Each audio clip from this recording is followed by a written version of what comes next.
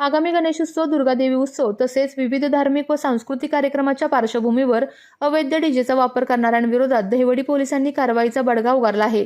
पिंगळी बुद्रुक व राणंद येथे कारवाई करत पोलिसांनी अनधिकृत मॉडिफिकेशन करून डीजे साऊंड सिस्टीम बसवलेली 2 वाहने ताब्यात घेतली।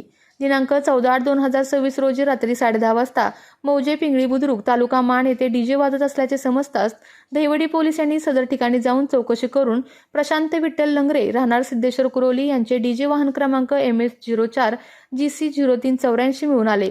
सदर वाहनाची पाहणी केली असता वाहनात अनधिकृतपणे मॉडिफिकेशन करून डीजे साऊंड सिस्टीम बसवलेली दिसून आली।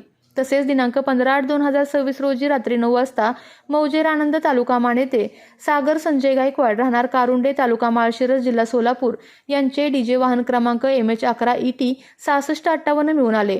त्यातही मॉडिफिकेशन करून डीजे साऊंड बसवलेला आढळला।